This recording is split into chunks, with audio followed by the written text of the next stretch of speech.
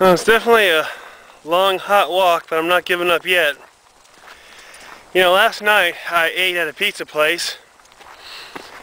So far, I think I found 4 in town, but one of them was a tiny place in the kind of narrow, single-lane streets downtown, and I can't seem to find it again. But actually, wait a minute, that would make five places. 5 pizza places in Buyo, wow. But I was walking around downtown looking for it because I wanted to try a different one from the first one I've been to. And I saw some of my English students, and with some difficulty, they were able to understand. I was looking for a pizza place, and they said, "Oh, there's one right there, right there." So I went in there. It's a bit more expensive than the first one I tried, and pizza was really spicy. Although they tell me a lot of restaurants here are more expensive because they expect people to eat out together and share the food and take turns paying for the bill. But anyway,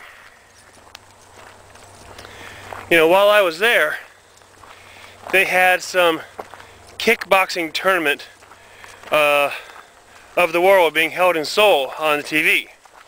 I don't normally watch kickboxing, but I was there and it was what was playing, you know.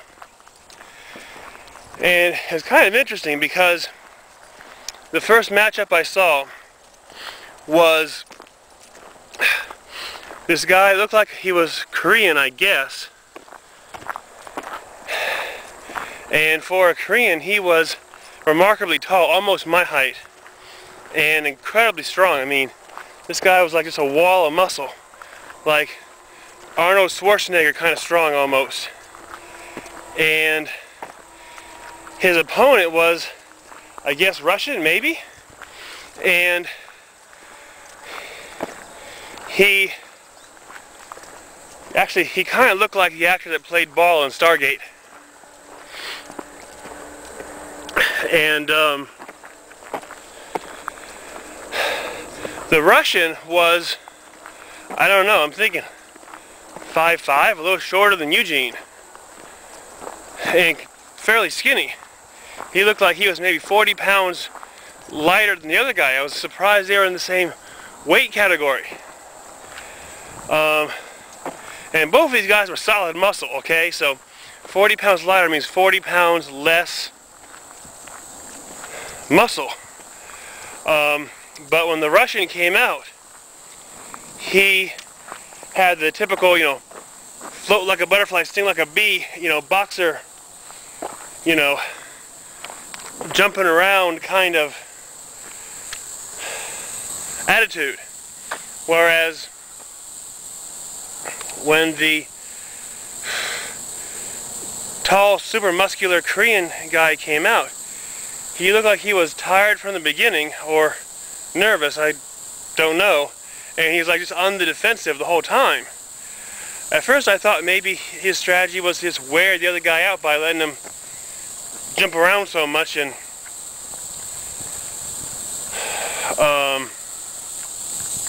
you know, waste all his energy that way. But he was really on the defensive the whole match, and really he looked like a weightlifter or someone that was just a bodybuilder that someone put in a boxing uniform, not a real kickboxer. And by the 3rd round he took a really strong kick to the side and was bleeding and had to quit. So I guess, you know, size isn't everything. It kind of comes down to your fighting spirit, or Saiyanin as the Japanese would call it, which is actually where they get the Super Saiyans in Dragon Ball Z. Oh, and by the way, that spicy pizza last night at the restaurant with the kickboxing. It did have a stuffed crust. Not with cheese, but with sweet potato. So the silly video on YouTube might have had a little bit of basis in reality, but still an exaggeration.